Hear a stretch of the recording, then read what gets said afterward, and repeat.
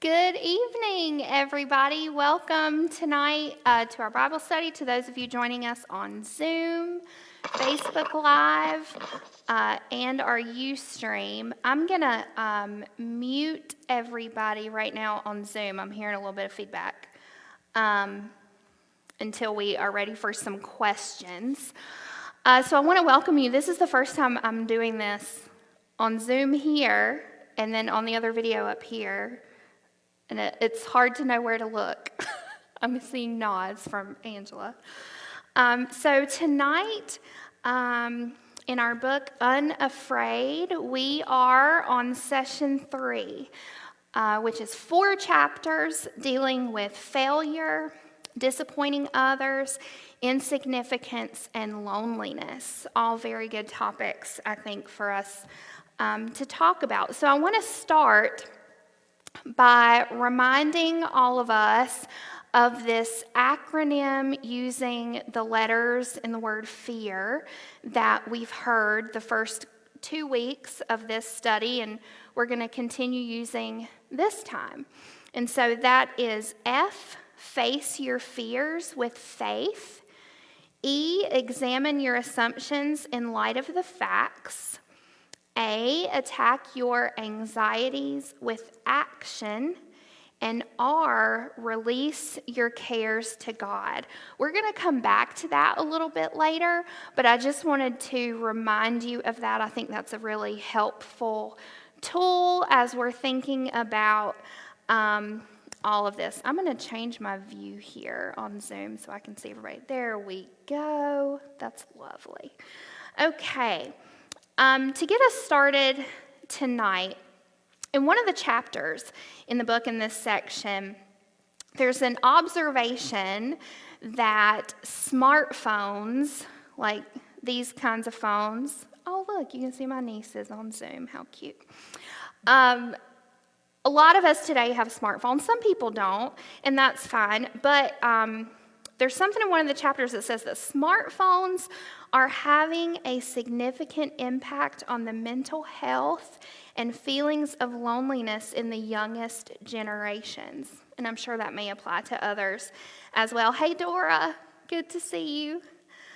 So if you have a smartphone, I want you to take it out and just kind of hold it. If you're on your phone, you already have your phone out, so that's fine. I know that everybody still today doesn't have a phone like this, but for this exercise, maybe just imagine the phone that you do have and that you do talk on. Maybe like a cordless phone in your home or a phone attached to a wall or whatever you have. And we're going to take just a few moments and reflect on how having these phones affect us. So I'm going to ask some questions, and we're going to take just a few moments to think about these. And if you're comfortable, it may be helpful to close your eyes and just kind of listen so that you can really take in the questions for some reflection. And you don't need to answer these questions out loud. These are just for your own personal reflection as we get started tonight. How often do you pick up this phone each day?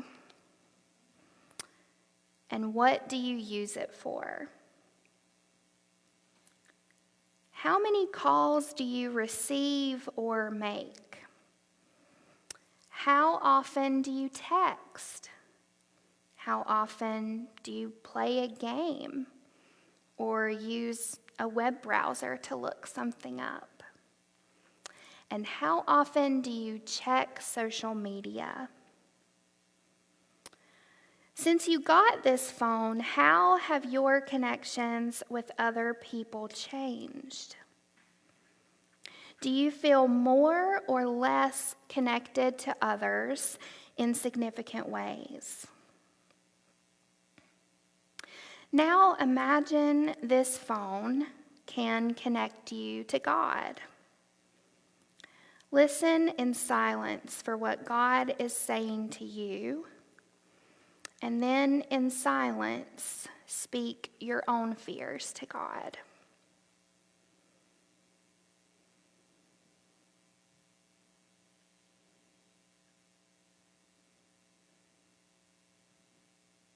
Let us pray. Lord, you speak throughout the cosmos and in the depths of our being. You know the desperate ways we long to be connected and the patterns of distraction that fill our days. Take these fears that we speak. Hear the deeper desires of our hearts. Be among us and between us as we search for each other and for you. Amen. So, I hope that was maybe a helpful exercise for you just to be mindful about, I don't know about you guys, I got this thing with me all the time, I feel like. Getting message, checking social media, so that's very convicting for me to think about those questions. We're going to start with the first chapter in this section that talks about failure and risk. So in chapter 9, and I want to read a little excerpt here. I just opened to the exact page. It's amazing. Adam Hamilton explores the fear of failure and the shame and the loss that we associate with that. And he also quotes the author, hey Elizabeth, good to see you. He quotes the author J.K. Rowling, who, the two pastors in this room are very familiar with as the author of the Harry Potter series. And I want to share this story with you in particular. If you happen to be one of the folks who have the book, I'm looking at page 87, down there at the bottom of the page. This is what he writes. J.K. Rowling, whose Harry Potter books have sold more than 400 million copies, saw her first manuscript rejected by 12 different publishing houses before one picked it up, paying an advance of £1,500, which is less than $3,000. Even then, her editor told her she needed to get a day job because she'd never really be able to support herself selling children's books. In her magnificent 2008 Harvard commencement address, she recalled, "What I feared most for myself at your age was not poverty, but failure." She described her own failure, which climaxed in her being divorced and jobless, struggling to raise a daughter on her own. But persistence, in spite of her fears, laid the foundation to her eventual success. Rowling noted, "It is impossible to live without failing at something, unless you live so cautiously that you might as well not have lived at all, in which case you fail by default." So a question that I want to ask you in light of this excerpt from the book is, can you think of a time when your fears of failing at something, anything, were realized? Like you were afraid of failing at something, and then that exact thing happened. You failed at that thing. So think about that if you can bring one example to your mind, and then a follow-up question for that: how did you grow from that experience? So can anybody think of one that they would want to share? Maybe something you were afraid of failing at, and then you did? You failed? So normal human experience. I can think of kind of like a silly one. And also, you all are muted on Zoom, so if you want to respond, be sure and unmute yourself. I remember when I was in middle school, I went on my very first trip with our youth group, and it was a ski trip, and I'd never been skiing in my life. And I got there, and I was like convinced I'm going to be really good at this. And so we had a little instructor there that was just helping us with the basics, like the very basics of skiing. And I don't know how many times this happened to me, but every time I tried, I fell on my face. Every single time. And I never did get the hang of it. So I'm not a skier. That's kind of like not a super intense example of failing at something. But do any of you have anything you can think of? Or Jonathan, is there anybody on Facebook with us right now? There are a few on Facebook. Nobody's left a comment. It might take a minute. Yes, there is a delay on the others on Facebook and on Ustream. I can tell you one thing. When I was in college, and I was a pretty good student, until I took economics. I just did not get it. Yeah. Like, not at all. Went to summer school, still did not get it. And you just feel so dumb. I mean, I never had that feeling before. Right. And of course, as you grow up and get older and you live economics, you get it more. Mm-hmm. So that part's good. But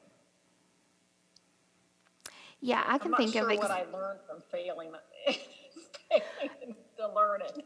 Yeah, I'm not sure what I learned from falling on a mountain over and over and over. Right. Because I did finally give up, which I don't think is the point of these questions. Any other examples? If not, that's okay. Anybody else before I move on to my next thought? Angela just said what you learn from failing is that it is okay to fail. That you're not perfect. Absolutely, yes. Wonderful thought. Thank you. In the book, Adam Hamilton provides us with 3 principles of what he calls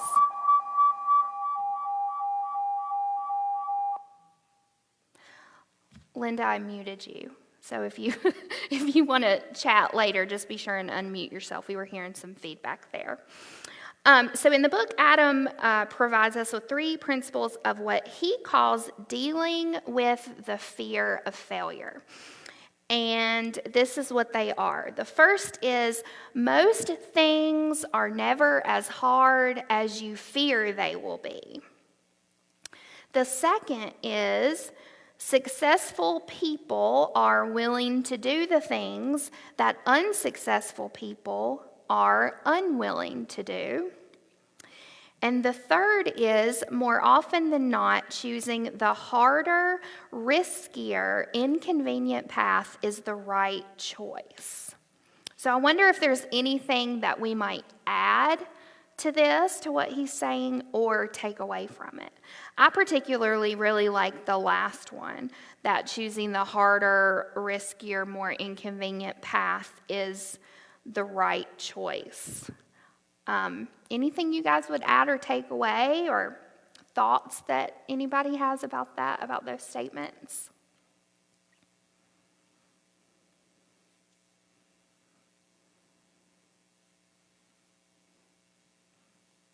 Do you agree with them? What's that? Read it again. Okay. The first is, most things are never as hard as you fear they will be. The second, successful people are willing to do the things that unsuccessful people are unwilling to do.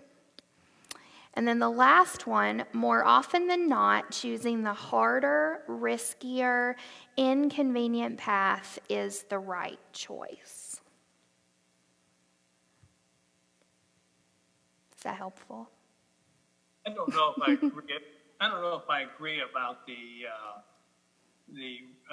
successful people are willing to do more than others. That particular. Yeah.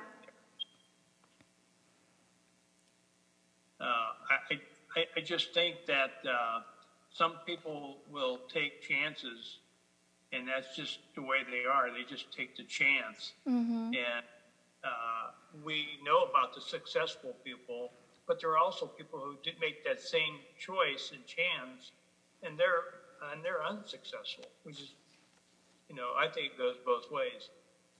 That's a great point. And I'll just say, for me, I am usually afraid of most things in life, and so I am not a risk taker myself. But I don't think that means that I'm not a successful person in one way or another.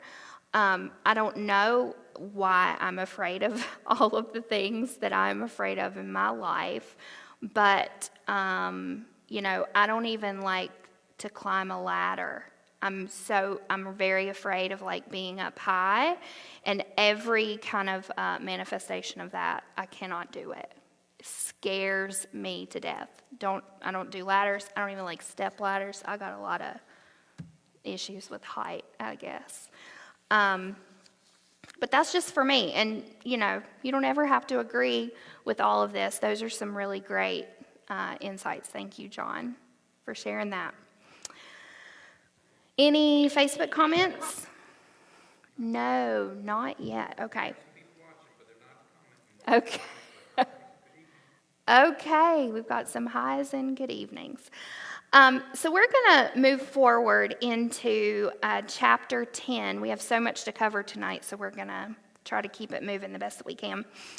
Chapter 10 focuses on disappointment and disappointing others, and Adam Hamilton describes how during the last presidential elections, he asked members of his congregation to memorize 2 specific Bible verses and print them on cards to carry around with them during this time. So I'm going to share those with you. The first one is Matthew chapter 7, verse 12. And that is the verse that has the golden rule, that you should treat people in the same way that you want people to treat you. We're all very familiar with that.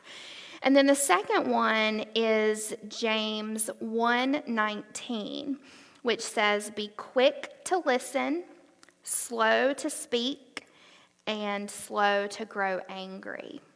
So he encouraged his congregation to carry these with them and to read those as often as possible and memorize them if possible, and to let those 2 verses guide as many interactions as possible that his congregation had with other people during this time. Now, I think that we know that there are many other situations where knowing these verses by memory may be helpful, not only related to presidential elections or politics in general. So I wonder about what kinds of situations do you think that it is the hardest to live these things out, to treat others like we would want to be treated, and then to be quick to listen, slow to speak, and slow to grow angry. Can we think of any examples where it is the most difficult to live this out?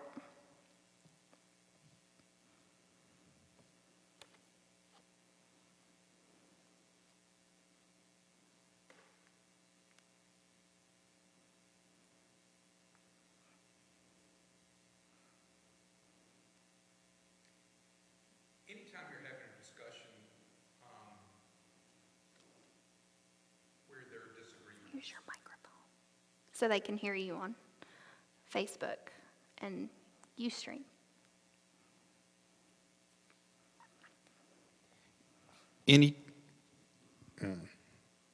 Anytime you're having, I hate this echo. A discussion about something where there are disagreements and you feel passionately about it, it's hard to be quick to listen and slow to anger. Were you all on Zoom able to hear what Jonathan said? Okay. I muted the sound here so that maybe that echo would stop. Thank you, Jonathan.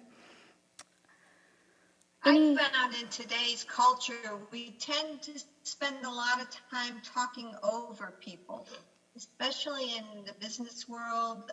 I mean, we feel like we have to get our comments in, but I think the media types that we use proliferate that, that you're using more online things, and now you're a little more patient. But in groups of people, I just find, even on the telephone, people will talk over, it's like they have to get their message out, or if the person they're talking to says something that they can relate to, then it's like you don't wait for the person to get done talking, you just jump in with your thoughts. And I find that is starting to occur more and more in our culture.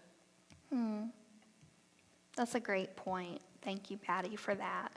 Any other comments from Facebook or anything?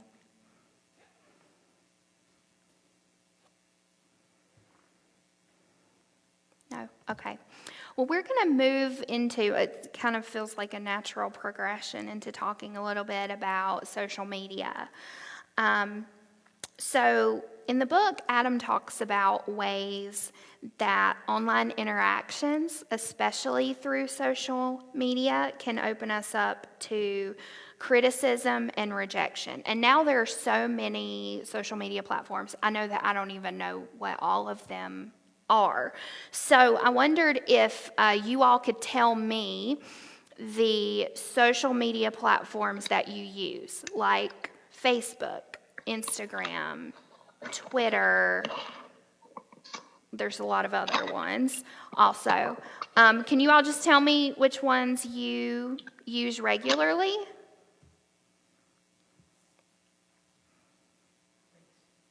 Facebook. Angela says Facebook. I use Instagram. That's it. Instagram. Dora says Instagram. Jonathan, there in the chat, said Facebook.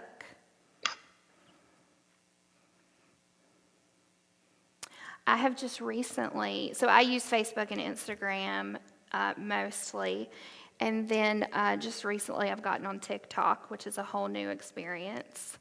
I see Elizabeth smiling. Melanie, on staff here, Melanie Calkin and I send TikToks back and forth a lot. It's a form of entertainment. I don't know that it's actually interaction. Was somebody out here about to say something? Mary Tucker said Facebook and Instagram. Facebook and Instagram. Those are probably the two most popular ones among general population of people. Any others that we haven't named that you use? Angela has a Twitter, but she never uses it. I don't use it that often. I have it, but I don't use it that often. Okay, so we've named some of those. Now can you think of a time or name a time when you have felt seen, affirmed, or cared for by social media interactions? Has anybody had that experience? Yes, nodding. Only in Facebook groups, closed private Facebook groups. Okay. In closed private random. Facebook groups. Okay, Jonathan put in the chat. Not what I call random. Not random, okay. I'm sorry. Oh, that's okay. Elizabeth Coker said during her father's illness and death. That's wonderful. And Jonathan said birthday wishes. Is that from Facebook or you? Yeah. Birthday wishes, that's another really good one. When you put good news or good things in people's comments, that always makes you feel good. Yeah, Angela said when you share good news or good things and people comment back on those, that's a very positive experience. I feel like I had that today. I got a special surprise in the office with my birthday coming up. I got flowers and lunch and a couple people singing happy birthday to me, and I posted that onto my Facebook and my Instagram and got just lots of wonderful birthday wishes from people, which were so nice and so kind. So we know that we have those. Now try to think of a time when you yourself or others that you may know have been harmed by something posted on social media. Mary Tucker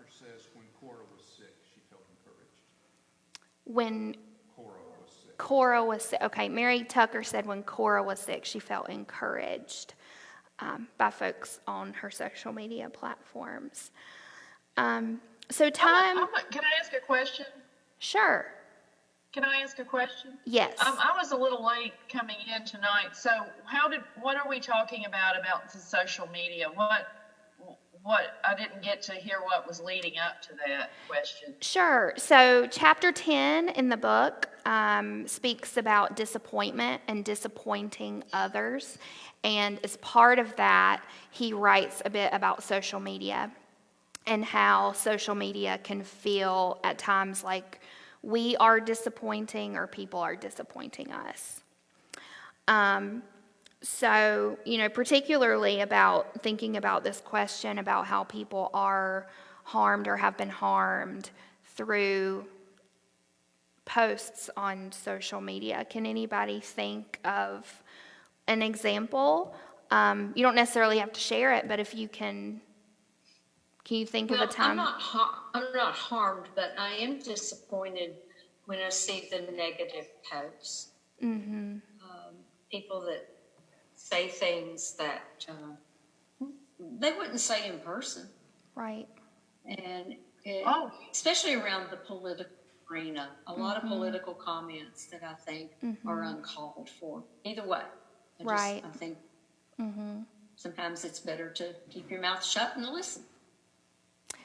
Just like the James scripture tells us, right? To be quick to listen and slow to speak and slow to grow angry. Absolutely.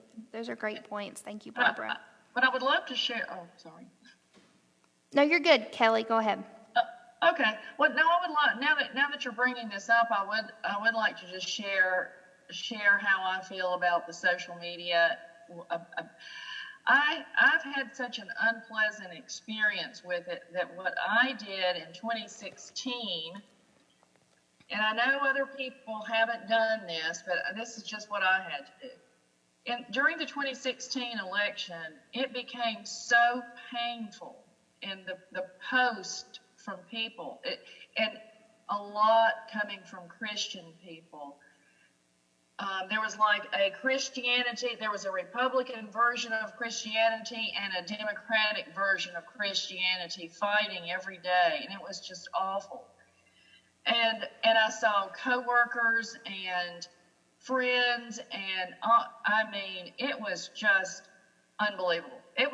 What I did was, I decided, I didn't know that you could unfollow people, so what I did was I deleted 100% of the friends I had on Facebook. I made a clean slate. I completely disengaged from any type of random Facebook, is what I call it.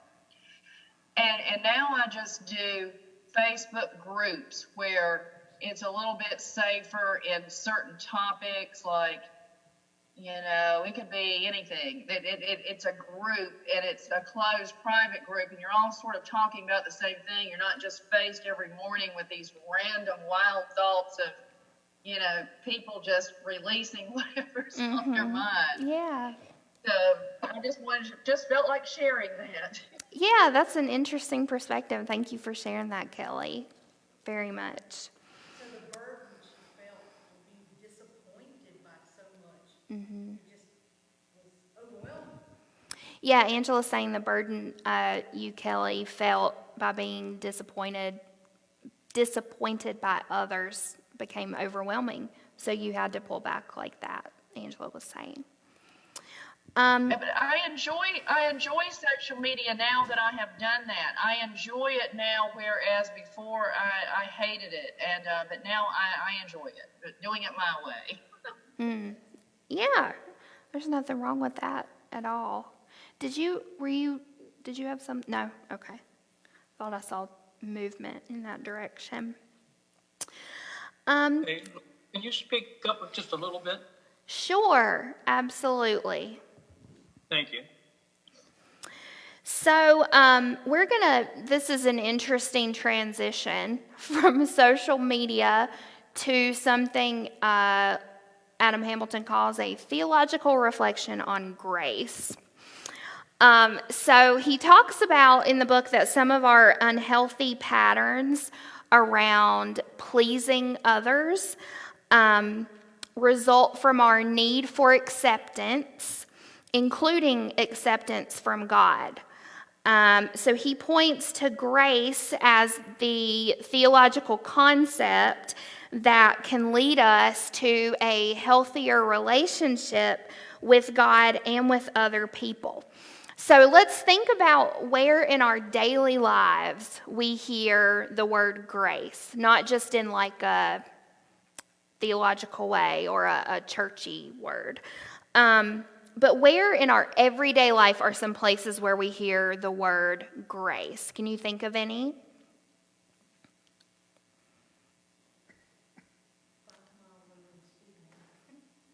Angela says 5 miles over the speed limit. So like one of the things is having a grace period, or in school, if you got a grace period to turn something in, or having grace of being able to go 5 miles over the speed limit and not getting in trouble. What about maybe something we might do before we sit down for a meal? People call that, or lots of people call it, saying grace before a meal. Let's see what else. Oh, and maybe like people that we might say, oh, Jonathan has a gracious spirit. We say that about some people, that they're kind of very gracious people. Yeah? Not if you agree. Nothing is happening. I don't think they agree with that. And then the last one that they provide in the book is like in dancing, talking about saying, oh, that dancer is so beautiful, they move so gracefully. You've probably heard that before. Yeah, I got some nods on that one. So in the book, Adam Hamilton defines grace for us, and it's a common definition to me, and I know to Jonathan and Angela, what we have learned about grace in our education, and I'm sure what you have heard about grace from the pulpit here at Mount Zion for years, which is grace is undeserved kindness, blessing, mercy, and love. And grace is grace precisely because we can't earn it. I'm going to say that one more time. Grace is undeserved kindness, blessing, mercy, and love. Grace is grace precisely because we can't earn it. Is anybody hearing that for the first time? Is that new information to anybody? Or does anybody have anything else they would offer for a definition of what grace is?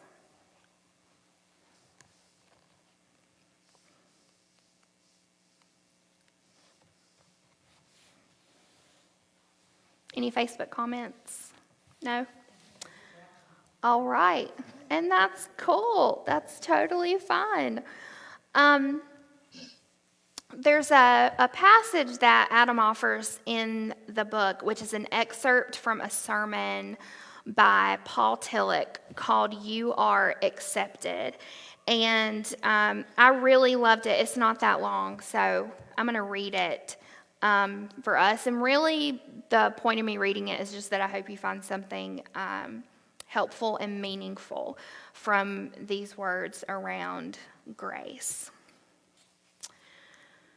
Grace strikes us when our disgust for our own being, our indifference, our weakness, our hostility, and our lack of direction and composure have become intolerable to us. It strikes us when year after year, the longed-for perfection of life does not appear. When the old compulsions reign within us as they have for decades, when despair destroys all joy and courage. Sometimes at that moment, a wave of light breaks into our darkness, and it is as though a voice were saying, "You are accepted. You are accepted. Accepted by that which is greater than you, and the name of which you do not know. Do not ask for the name now. Perhaps you will find it later. Do not try to do anything now. Perhaps later you will do much. Do not seek for anything. Do not perform anything. Do not intend anything. Simply accept the fact that you are accepted. If that happens to us, we experience grace." And here's the difficult thing about grace, in my opinion. That I think sometimes for us it is extremely hard to not do anything. I mean, think about what he just said in that last little bit. Don't try to do anything. Don't seek for anything. Don't perform anything. Don't even intend anything. Just accept the fact that you are accepted. For some of us, that can be really hard, especially depending on our life experiences and what we bring with us to who we are today. So that, I think, is a very powerful excerpt from that sermon, "You Are Accepted." If you have the book, I know some of you watching on Ustream have gotten the book. That's on page 101 and 102, if you want to go back and be able to take a look at that. So I share that for no other reason than just to hope that there's something meaningful and beneficial to you from hearing those words. Can everybody still hear me okay? John, are you all right? Am I talking loud? I'm not a loud talker. I really apologize. Yeah, no, that's okay. Okay. Okay. All right. Well, we're going to move ahead into, I think this is the next chapter. I want to make sure, yes, I want to make sure I'm moving correctly. Chapter 11 talks about exploring meaning and feeling meaningless, or as if there is no purpose to life. So he shares this: when businesses and organizations do strategic planning, they often revisit their purpose statement and look at their practices. And part of this exercise frequently includes challenging themselves to complete the following sentence: "We are doing this because." We are doing this because, and then finishing the sentence. If the sentence they create is congruent with their mission, they feel confident in continuing it. And if not, it is a signal to change what they are doing. Lovett Weems of the Lewis Center for Church Leadership at Wesley Theological Seminary has a similar framing for churches. And we can also do this exercise too as individuals. So this chapter talks about insignificance, that feeling of that meaningless feeling. And we know that the search for meaning and the search for purpose is a huge thing in life. All of us search for that and long for that, at least at some point in our lives. So maybe think about a daily practice or an activity that you do every day, and try to complete the following sentence. You don't have to respond to this out loud. Just something to think about. I am doing this because, or I am doing this practice because. And then just think about maybe how that feels to you. Are you satisfied with what you wrote, completing that sentence? And does it lead you to other questions about the role of this practice in your life? This is something maybe you can try later if you actually want to sit down and write the sentence out. I am doing this because I'm doing this activity because, and see how that feels. Something you can try later, or if anybody has anything that they want to share right now around that, you're certainly welcome to. Do any of you kind of feel like the search for meaning and purpose has been present in your life?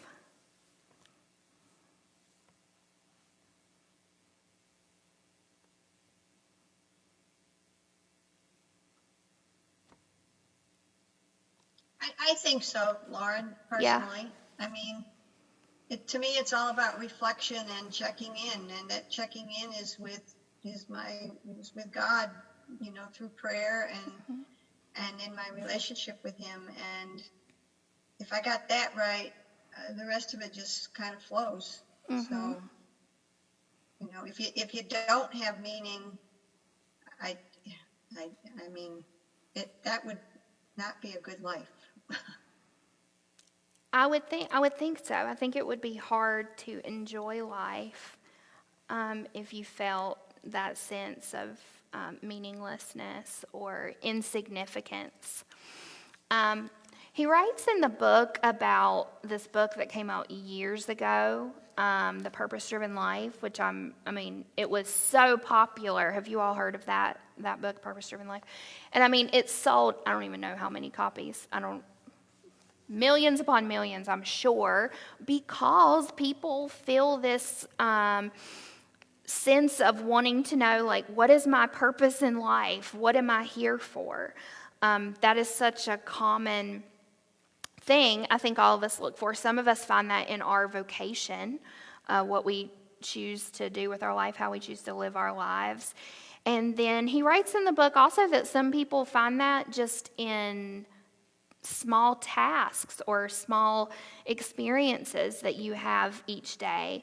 You may not find the whole meaning of your life in whatever particular job you might be doing right now, but you can find meaning in interactions that you have with people while you're doing that job, or other kind of smaller, not grand scheme of life stuff that you experience in your everyday, even though that's not your vocation and that's not how you make money, if that makes sense. Does anybody else have anything they want to share about that? Any comments? Well, I just wanted to say I loved that Purpose-Driven Life book. I've probably read that 7 or 8 times. It was great, wasn't it? That's I haven't read it in a very long time, but I remember when I was in college, I had a journal version of that book because I was really looking for that at that time in my life. And it was interesting, several years later, I went back and looked at some of what I wrote at that time in my life, and I was in such a different place. But it's interesting to look back and kind of see where we were and how God moves in our lives and how God helps us to find what our purpose and what the meaning of our lives can be. Yes, that came out in 2003, I think it was. That's been 17 years ago. You look so young. Thank you. You look so young. You would have been too young to. I think, did you say 2003? That was probably either my first or second year of college. Okay. No, wait, yeah, that's right. I see a comment in the chat you all may have seen here on Zoom that Mary Tucker said she just finished reading Humankind and it made her stop and reevaluate around this theme of meaning and insignificance. Yeah, that's wonderful. Well, we're getting a little bit short on time. We have about 15 minutes left, and I definitely want to talk about this last chapter in this section, which is called Alone and Unloved. And in this chapter, Adam talks about the epidemic of loneliness that he says in the book that many Americans are experiencing. And as I read that, I thought to myself, like he wrote this book a little while ago, not during a pandemic, but right now in a pandemic, I'm sure that a person with these kinds of feelings, that may even be more intensified right now by how we are quarantined and away from people we normally see.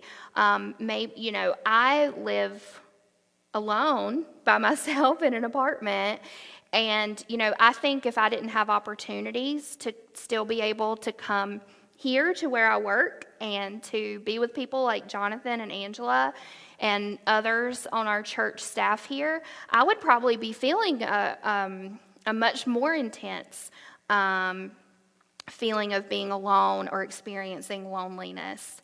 So I'm really thankful that I have that, and everybody doesn't have that. So I think it's interesting to be reading this chapter right now when we're all isolated from each other, and maybe just thinking about and having compassion for each other, especially those who may be alone right now. So there's some questions that he asks related to this theme of loneliness. So what are some ways that you see that human connection may be under stress in our country? As in, what are some of the things getting in the way of our human connection with one another? I think social media is harmful to people in relationships. Yeah, that's a great point. I really do. I think it's going to have a long-term negative effect on how people relate to people. I think that that's an excellent point because of how it kind of requires us to communicate. I think we have to be intentional about it if we don't want it to be like that. That's a great point. Angela kind of tongue-in-cheek said the pandemic, sitting back there, said that's kind of attacking or getting in the way of our human connections, obviously, since we can't be together. Go ahead. I just had an additional comment. Like, I've been noticing signs for the last couple of years. Even neighbors, the way they interact in a neighborhood when they're coming and going, everyone just stares straight ahead. No one ever waves. They don't speak. It's like people are becoming so used to dealing with a computer screen, they really don't know how to deal with in real life with people. Does that make sense? Yes, it does. Surely I'm not the only person that's observing this. Yeah, absolutely. Where I lived before I moved here, I lived in a house at the end of a cul-de-sac for 5 years. And in 5 years, one neighbor spoke to me one time. Oh, so really? So you've seen it too? Yeah, people just didn't talk to each other. And I think, that probably happens for a number of different reasons. But yeah, I think that's definitely an observation we can make. Dora, did you have something you wanted to say? Well, it's not social media, but text messaging.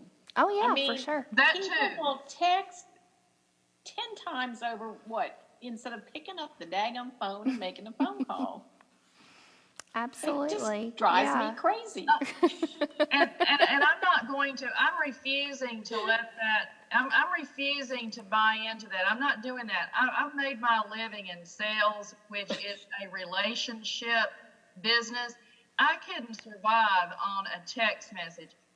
And everybody starts that. So every time I get a text, a lot of times I just pick up the phone, go ding-a-ling-ling, hey, how you doing? I'm not going down that road. That's great. That's wonderful. I'm very vocal about this topic. Well, that's good. That's good. I love hearing your thoughts. So if you remember at the beginning of our session together, I reminded you of that acronym of FEAR that we've heard each week. I'm trying to get back to my correct page here. My pages are all jumbled up. It is face your fears with faith, examine your assumptions in light of the facts, Attack your anxieties with action, and release your cares to God. And Adam Hamilton thinks about that acronym of the word fear in relation to this idea of loneliness, feeling unloved, feeling alone. So he kind of asks the question, how would we use these 4 steps to talk with ourselves about this particular fear of loneliness? So the first question might be, what faith resources do we have to address this fear of loneliness? Can anybody think of anything?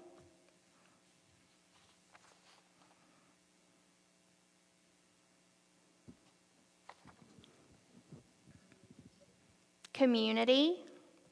Angela says community.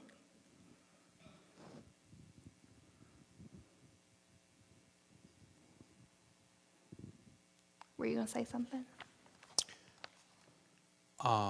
Just fellowship in church, whether it's Bible study, worship together, singing together in a choir or a musical group,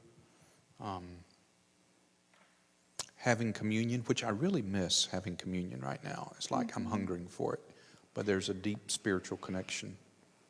Can you all hear what Jonathan is saying on Zoom? No. No. He's naming a lot of wonderful things we get to celebrate together as the church, like community, singing groups, Sunday school classes, Bible studies, and then in particular, he was talking about Holy Communion and how much he misses that right now. Misses not being able to celebrate that as a community.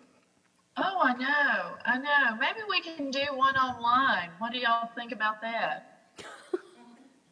Well, we will talk about that. We can talk about that another time for sure.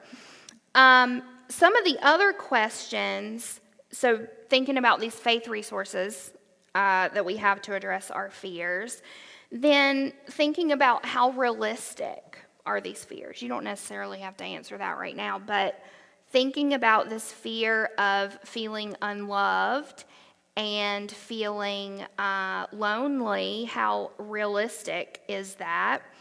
Leading to, what actions can we take to attack those anxieties that we may feel about feeling alone? And then thinking about practices. What practices would help me or us to release those fears to God? So that's just one way that we can use that acronym of fear to kind of think about some of these actual fears that we're talking about from the book. We have just a few minutes left, so I just have a couple more things I want to share. In this chapter on loneliness, chapter 12, Adam Hamilton offers some practical suggestions for reaching out to others and overcoming our fears of not being able to connect. And some of those suggestions I think are really helpful in combating these feelings of loneliness. And some of those Jonathan just named for us, because one of the big things he talks about in that chapter is how important it is to connect with a faith community, and just how vital that can be to kind of combat those feelings of loneliness. But some other examples, he kind of generally talked about re-engaging with other people, even if it's uncomfortable. I'm a very introverted person, so I get more energy from spending time alone, but that doesn't mean I don't want to spend time with other people. But sometimes I can have some pushback on that if I'm in a spot where I feel the need to be alone. But too much of that can make us feel bad, right? Too much being alone. So re-engaging with other people, even if it feels a little bit uncomfortable for us.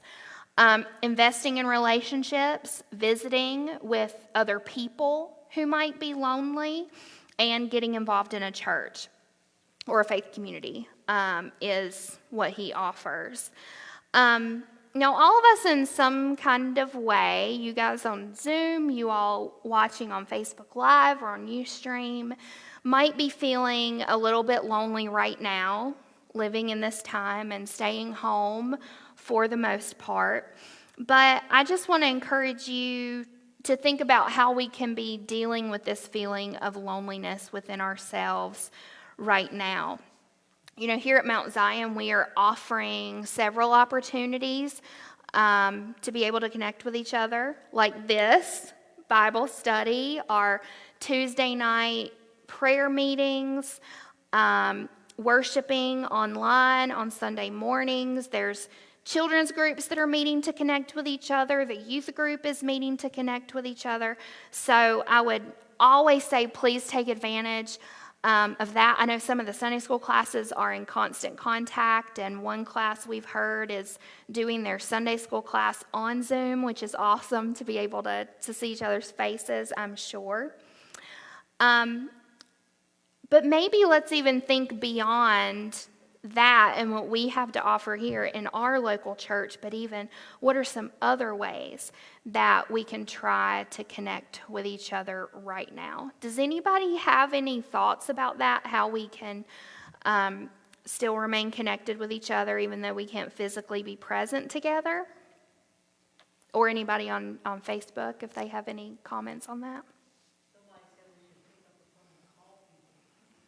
Yeah, Angela said, somebody said we should pick up the phone and call people. That was Dora Dalmas gave us that advice. Sending cards. Sending cards, yes. We sent a box of Reese cup candy to the grandchildren. Oh, that's nice. Sending candy. Wonderful. FaceTiming. FaceTiming. I wonder if you all see in the chat what Jonathan just said. What? You mean we can use our cell phones to call people?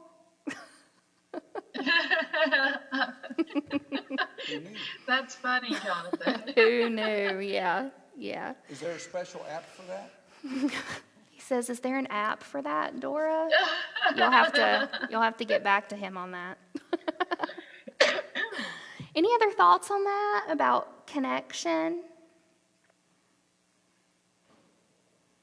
All right. Well, I want to close us in prayer tonight using the words that Adam Hamilton used to guide himself through this section, which comes from Psalm 139, which is a quite popular psalm that I'm sure a lot of people may be familiar with. And through these words, I just want to remind you that the grace revealed in Jesus Christ gives us confidence that God is always with us in all things.